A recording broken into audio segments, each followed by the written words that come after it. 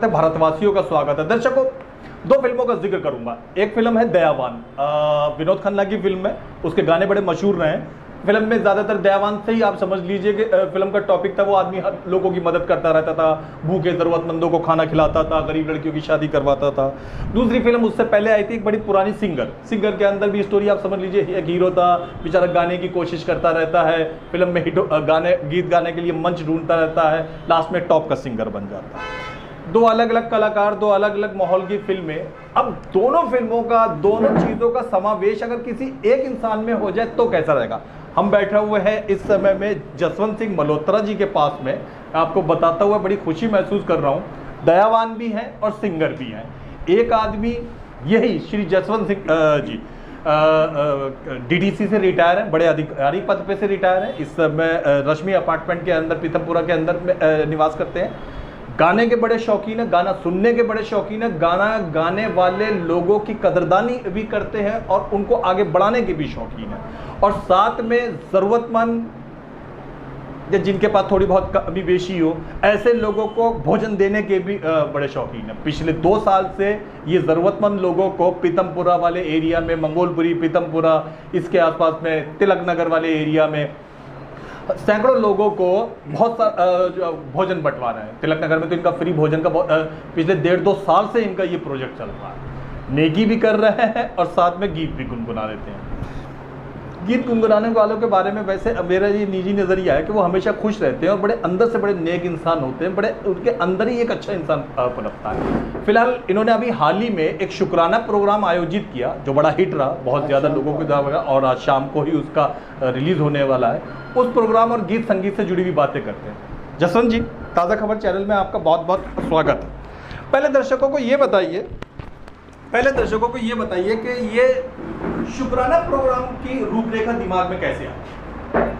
नावेद जी, मैं ये बताऊं कि 2019 में जब कोरोना आया तो उससे करीब 1 साल पहले मैंने अपना जो क्लब है सिंगिंग का, फिलहार्मोनिक सिंगर्स फाउंडेशन, ये मैंने बना लिया था। और हमारा मकसद ये था कि टैलेंटेड सिंगर्स और अच्छी मौसीकी को हम बढ़ावा देंगे। तो इस बात को जहन में रख के हमने अपना क्लब बनाया और लगभग 6-7 महीने बाद ये आपका कोविड आ गया और तमाम जगहों पे हमने 2-3 ऑडिटोरियम्स में शो भी किए थे अपने क्लब के सिंगर्स को लेके। उसके बाद ऑडिटोरियम्स बंद हो गए और हमारे जितने भी म्यूजिशियंस थे, सिंगर्स थे, वो उनका काम बंद हो गया और वो तकलीफ़ में आ गए। तो चूँकि हमारा क्लब था, फाउंडेशन थी, तो मेरे दिल ने सोचा क्यों ना, क्योंकि जो भी एक सिंगर होता है या म्यूजिशियन होता है उसमें एक अपना एक गुरूर होता है, सेल्फ रिस्पेक्ट होती है, तो आपसे वो मांगेगा नहीं। तो हम लोगों ने, हमारा क्लब की एक मैनेजमेंट है जिसमें पिकविक रेस्टोरेंट के सरदार साहब हैं जोगिंदर सिंह मल्होत्रा, मैं हूँ, राजीव शर्मा जी हैं अम्बाला के, शीतल पक्खू जी हैं, रंजना नागपाल जी हैं सामने शक्ति विहार से। तो इस तरह के लोग हमारे साथ जुड़े हुए हैं जो ये हिंदी भाषी बैंड के लोग, सब हिंदी भाषी और पंजाबी बोलने वाले लोग हैं। और ये सब हमारे साथ जुड़े हुए हैं और जो हमारी फाइनेंशियल मदद भी करते हैं हमारे क्लब को चलाने में। तो हम लोगों ने सोचा कि क्यों ना इस बदअमनी के आलम में हम लोग इन लोगों की कोई मदद करें। और हमने तब से virtual singing shows, competitions organize करना शुरू कर दिया, हफ्ता दर हफ्ता। और उसमें हम सिंगर्स के वीडियोस मंगाते थे, फिर हमने जज रखते थे 3 जो समाज से ही हम लोग बेचारे फ्री हमारी मदद करते थे और वो लोग हमें जजमेंट देते थे। फिर हम 1000 रुपया, 2000 रुपया, फर्स्ट सेकंड थर्ड प्राइज़ देते थे। एक तरह से उनको भी बढ़ावा मिलता था उनकी सिंगिंग में और वो अपना दिल खोल के गाते थे। और ये हमारा सिलसिला करीब 8 महीने तक चला। और फिर धीरे धीरे कोविड शांत होना शुरू हुआ तो फिर हमने दिसंबर में एक स्टूडियो था, SM स्टूडियो रोहिणी सेक्टर 7 में, वहाँ पे एक शो ऑर्गेनाइज़ किया अपने अच्छे सिंगर्स का। एक हैं उस्ताद अलीम खान, अच्छा। जो बहुत बढ़िया वायलिन बजाते हैं। वायलिन बजाते हैं। वो लक्ष्मीकांत प्यारेलाल और शंकर जयकिशन के साथ भी उन्होंने वायलिन बजाया था, उनका बेटा और वो। अच्छा। तो हम लोगों ने सोचा छोटी मोटी हम लोग एक दूसरे की मदद करें, उनको बुलाया। उसके बाद इसमें मैं बता देना चाहता हूँ नंद किशोर अग्रवाल जी, जो कि दिल्ली के एक बहुत बड़े ऑर्गेनाइज़र हैं। अच्छा। वो भी काफ़ी लोगों की मदद करते हैं। अच्छा। और अच्छे अच्छे सिंगिंग से जुड़े हुए लोग। हाँ। अच्छा। और अच्छे अच्छे बड़े बड़े शोज़ करते हैं, मैं तो छोटे शोज़ करता हूँ। जी जी। तो उन्होंने ही मुझे अलीम खान का इंट्रोडक्शन दिया था और वो भी आए थे इस शो में, और उन्होंने भी मदद करी थी और वो करते रहे हमारे फाउंडेशन की मदद। तो सरदार राजा सिंह जो एक यंग सिंगर हैं, वो अच्छी लगती थी, तो वो सिंगर की पढ़ाई करी। ऐसे लोगों ने उस प्रोग्राम में भाग लिया, ऐसे बड़े बड़े गुणी लोगों ने उस प्रोग्राम में भाग लिया, और वो प्रोग्राम हमारा बहुत अच्छा निकला। और उसमें हमारा मतलब यही था कि अच्छे सिंगर्स का सम्मान किया जाए। वो प्रोग्राम हो गया अच्छा। उसके बाद हमने एक फरवरी में APV स्टूडियो रूपनगर में ऐसा ही प्रोग्राम किया, जिसमें हम लोगों ने सिंगर्स की जितनी थोड़ी बहुत हो सकती थी मदद करी हैं जी। उसके बाद मार्च में किया। मार्च 2021 में फिर कोविड आ गया, फिर बंद हो गया। अच्छा, आपने इतने सारे सिंगरों के साथ काम किया, इतने सारे सिंगरों को आपने बढ़ावा देने के लिए ढूंढते कैसे हैं आप ऐसे सिंगरों को, कैसे ये आपसे टच में आते हैं? ये हमारे जो सिंगिंग के दायरे के लोग हैं, जैसे मैंने नंद किशोर जी का नाम लिया, नरेश खन्ना जी एक बहुत बड़े एंकर हैं दिल्ली के, ऑल इंडिया रेडियो से जुड़े हुए हैं। बैजनाथ गोसा जी हैं जो बहुत बड़े सिंगर हैं, और मिस्टर BK पांडे हैं जो एक अच्छे ओहदे पे हैं सरकार में। अच्छा। और उनकी वाइफ, जिनको मैं बिटिया बोलता हूँ, माया पांडे जी एक बहुत अच्छी सिंगर हैं। तो इन लोगों के थ्रू ही सारे लोग मिलते हैं। अच्छा। और ये लोग हमारी मदद भी करते हैं और हमारे शोज़ को ऑर्गेनाइज करते हैं। सोशल मीडिया के द्वारा भी लोग आपसे टकराते हैं? बिल्कुल, फेसबुक से, व्हाट्सएप पे। तो ये सब लोग, एक बहुत अच्छी हमारी 2-3 फाइंड हुई हैं। एक अभिजीत शर्मा है बच्चा, 12 साल की उम्र है उसकी, 12 साल की, और 6 साल से संगीत सीख रहा है। वो अम्बाला से है, उनके पापा बिजनेसमैन हैं। वो पूरा परिवार गाने गाता है। अच्छा। चारों, दोनों बेटे और मियाँ बीवी, और वो अच्छे जहीन बिजनेसमैन हैं और हमारे क्लब की मदद करते हैं। वो बच्चा हमें लगता है आगे चल के वो मोहम्मद रफ़ी साहब को गाता है। और आज शाम का आप लोग प्रोग्राम देखिएगा फेसबुक पे, मेरे पेज पे, जसवंत सिंह मल्होत्रा के पेज पे। मेरी दरख्वास्त है सभी से, आपका दिल खुश हो जाएगा। एक वो मेरी फाइंड है, इसी तरह से एक मेरी फाइंड है जरताज, जरनिगार और एहसास कैसर, 3 सिस्टर्स हैं, छोटी छोटी, 15 साल, 11 साल, 6 साल। इनमें बेस्ट कौन है? इनमें से जरताज बहुत अच्छी है, बड़ी वाली, 15 साल की, बहुत अच्छा गाती है। इसी तरह से जेनिया विश्वकर्मा है, वो बहुत अच्छा गाती है, उसकी आवाज़ बड़ी मीठी है। क्या हमारे विश्वकर्मा जी की? 13 साल। अच्छा। और एक हमारी नीरू जी हैं जो म्यूज़िक टीचर है, उनकी बेटी है इशिता। अच्छा। वो 12वीं अभी उसने पास की है। वो उसको संगीत की विद्या प्राप्त कर रही है, 6 साल हो गए हैं। अच्छा। प्रभाकर इलाहाबाद से हैं और बहुत अच्छा गाती है। ये माँ सरस्वती का उस पर वरदान है। और गोसा साहब हैं, बैजनाथ गोसा जी हैं, सुभाष शरीन जी हमारे साथ जुड़े हैं जो दिल्ली के मोहम्मद रफ़ी कहलाते हैं। उनका अपना शरीन म्यूज़िकल अपना क्लब भी है, पर हमारा आपस में बहुत प्यार है। और स्वाति तम्हाने जी हैं जो हमारी आपकी टेक्निकल चीज़ों में बड़ी मदद करती है, उनका बेटा। अच्छा। तो एक तरह से हमने एक परिवार बना लिया है इस जर्नी में। और जो शुक्राना प्रोग्राम हमने तैयार किया है जो आज शाम को 6 बजे आएगा, वो इस सब का एक मिला जुला प्रयास है।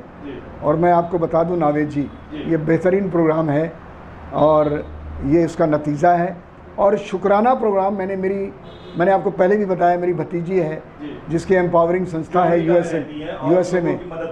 हाँ, तो मैंने अपनी भतीजी को बोला कि बेटा हमने सिंगर्स की भी मदद करनी है। तो उसने बोला चाचा ये फंड रेज़र तैयार करो और मैं वहाँ से भी कोशिश करूँगी कि फ़ंड इकट्ठा करके आपके सिंगर्स के लिए दे सकूँ। अच्छा। तो उस प्रोग्राम के तहत हमने फ़ंड रेज़र तैयार किया है और उम्मीद है इसका रिस्पांस अच्छा आएगा, जिससे आपको ये भी बता दूं, पीछे हमारे दिल्ली के एक बहुत अच्छे सिंगर जिनका इंतकाल हो गया था कोविड से, जितेंद्र श्रीवास्तव जी बहुत बढ़िया सिंगर थे, सोनू निगम की टक्कर के। अच्छा। और हमारी म्यूज़िक गुरु थी कमल हंसपाल जी, जो हमारी जज भी रही हैं। अच्छा। और वो भी, उनका भी इंतकाल हो गया। बड़ा श्रद्धांजलि देता हूँ दोनों को। और भी ऐसे कई लोग हमारे दिल्ली के गए हैं, तो और उनके परिवार बड़े गमज़दा हैं। तो मैं तो ईश्वर से यही प्रार्थना करता हूँ कि उनके परिवार को ये तकलीफ़ सहने की शक्ति दे, और हमारा क्लब भी जी जान से उनकी मदद करेगा।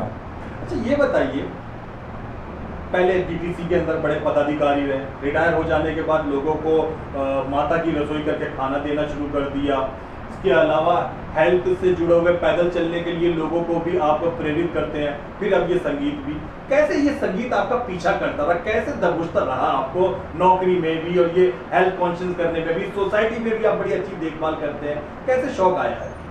कहते हैं माता जी गुनगुनाती थी, एक गाना है जी, हर दिल जो प्यार करेगा वो गाना गाएगा। बहुत।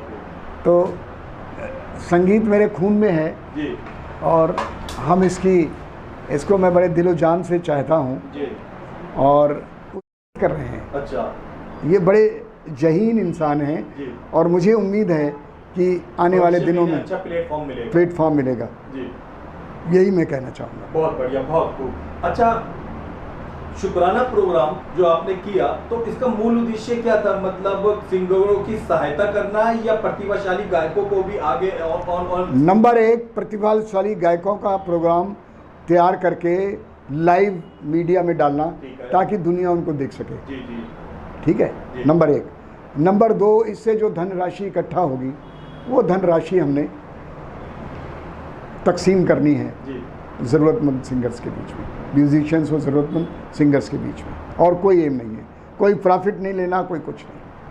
अच्छा, आजकल पिछले कुछ सालों से ये इंडियन आइडल, इंडियन सिंगर, इस तरीके की टीवी पे बहुत सारे प्रोग्राम आने लगे हैं, जिनमें बहुत सारे कलाकार अपने गाने के लिए जाने लगे, कुछ रिजेक्ट हो जाते हैं, कुछ गाते हैं। ऐसे प्रोग्रामों में के विषय में आपका क्या कहना है? ये जो आपके सीखे हुए या आपके साथ जुड़े हुए सिंगर हैं, इनको भी कभी भविष्य में इस तरीके की टीवी सिंगिंग प्रोग्राम में मौका मिल सकता है? देखिए, बिल्कुल मिल सकता है और मौका मिलेगा जी। मैं इस चीज़ का हामी हूँ कि जब ये लोग मेहनत करेंगे, ये मैं जानता हूँ इन पे माँ सरस्वती का आशीर्वाद है जी। अब ये इनकी लगन, इनकी मेहनत पे डिपेंड करता है, और हम अपना रसूख भी यूज़ करेंगे, मतलब प्रयत्न करते रहना। हाँ, उनको प्रयत्न, बहुत मेहनत करनी पड़ेगी, और हम लोग अपना रसूख यूज़ करेंगे उनको आगे ले जाने में। बाकी आपको पता है, कर्मण्येवाधिकारास्ते मा फलेषु कदाचन, हमारा काम करना, कर्म करे जाए। हाँ, बाकी उसको चिट्ठी डाल रखी है कि हमारे बच्चों की मदद करो। सिंगिंग और शुक्राना, बहुत खूबसूरत गीतों के ऊपर हमारी बात हुई। खाने देने के विषय में बताइए। लॉकडाउन खत्म हो गया, फिर भी मैं देख रहा हूँ कि जरूरतमंदों को, जिनके पास निवालों की कमी हो सकती है, उनको ध्यान में रखते हुए आपका खाने का प्रोग्राम अभी भी जारी है। ये अभी लॉकडाउन खुल गया तो भी क्यों इसे जारी करूँगा? देखिए, ऐसा है, ये एक ईश्वर की आदेश है कि हालांकि गवर्नमेंट की बहुत सारी स्कीम्स है, पर अपने मन को सुकून मिलता है कि लोगों को, हम तो कुछ नहीं है, ईश्वर के। पीतमपुरा के निवासियों को ही नसीब होता है या अन्य कई जगहों पर भी? लखनऊ में भी चल रहा है, मैंने आपसे बताया था जैसे। जी। लखनऊ में हमारा बदस्तूर जारी है। अच्छा। और यहाँ भी चल रहा है। और हमारा खाना तिलक नगर में भी जाता है? नहीं, तिलक नगर आजकल बंद किया हुआ है। अच्छा। तो अब जैसे जैसे खुलता जा रहा है, परंतु ये ज़रूर है कि हमारा एक जगह पे खाना हरदम चलता रहेगा। अच्छा, बहुत बढ़िया, बहुत ही अच्छा। कितने लोग लाभ ले चुके होंगे आपकी इस भोजन व्यवस्था का? ये जो आपने फ्री भोजन व्यवस्था या 5 रुपए में भोजन व्यवस्था शुरू करी, मेरे ख्याल से 1.5 साल होने को आ गया, तब आपके अपने आंकड़ों से कितने लाख रुपया, कितने हजार, नहीं, लोग लाभ ले चुके होंगे? नहीं, 1.5 साल तो आपका, मेरे ख्याल से हम लोगों ने जनवरी में शुरू किया था। अच्छा। और बीच में बंद भी हो गया था। जी। हज़ारों लोग खा चुके होंगे। जी। अब मैं काउंट तो नहीं कर सकता। कोई बात नहीं। ये दया लोगों को खाना देने की एक कैसे, मतलब कि आपके माता जी ने अच्छे गुण सिखाए, माता पिता ने, या ये सिंगिंग ही आपके अंदर खूबसूरती, दया, कोमलता भर देती है, या पैदाइशी थे कुदरत के द्वारा पैदा करोगे वरदान प्राप्त अच्छा इंसान? नहीं, ऐसा नहीं है। मेरे ख्याल से जैसे जैसे आप बड़े होते जाते हैं, ज़िंदगी की सच्चाइयों से आप टकराते हैं और जद्दोजहद में बड़ा कुछ सीखने को मिलता है। और ये सब उन्हीं चीज़ों का नतीजा होता है कि जब आदमी ने झेला होता है ना, तो वो वही सोचता है चलो भाई, फिर उसको आदेश भी मिलता है परमपिता परमात्मा का, तो उसके मन में ऐसी इच्छाएं जागृत होती हैं। तो मैं खुश नसीब हूँ कि मुझे ऐसे शुभ कार्य करने का मौका मिलता है, और मैं तो चाहूँगा कि लोगों की मदद ही करते रहें। हजारों लाखों दर्शक आपको देख रहे हैं, उनमें से बहुत सारे जो है वो गाने के शौकीन भी मुझे लगता होंगे या हैं, और आपसे जुड़ना चाहते हो, तो कैसे आपसे अगर जुड़ना चाहते हो, कुछ अच्छे गीत गाने वाले लड़के लड़कियां, बालक बालिकाएं, युवा, कोई भी, कैसे संपर्क कर सकते हैं? मेरे टेलीफोन नंबर पे मेरे से बात कर सकते हैं। अच्छा, मेरा टेलीफोन नंबर है जी 95829 48609। दर्शकों, स्क्रीन के ऊपर आपको जो नंबर लिखा हुआ नजर आ रहा है, इस नंबर पर कॉल करके अगर आप में भी गाने की प्रतिभा, अच्छी प्रतिभा है, खूबसूरत प्रतिभा है, बेहिचक आप कॉल कर सकते हैं। इवन उसी नंबर पे इनका व्हाट्सएप चालू है। कुछ और आप कर सकते ना हो तो अपना कोई भी एक म्यूजिक वीडियो बना के आप भेज दीजिए। इधर उधर का समय व्यर्थ बर्बाद करने के बजाय आपसे हमदर्दी, आपके गीत गाने के शौक से भी ताज़ा खबर को हमदर्दी है। फिर भी जो ज्यादा प्रतिभाशाली होते हैं वो उन्हीं को मिल जाए, सही है। मल्होत्रा साहब मुंबई में नहीं, दिल्ली के अंदर काम करते हैं। मल्होत्रा साहब, आपसे बात करके बहुत ज्यादा अच्छा लगा, हमें बहुत बढ़िया काम कर रहे हैं आप यूं ही गाते रहें, गुनगुनाते रहें, लोगों को भी गीत संगीत का मौका देते रहे, हम यही दुआ करते हैं। थैंक यू, शुक्रिया।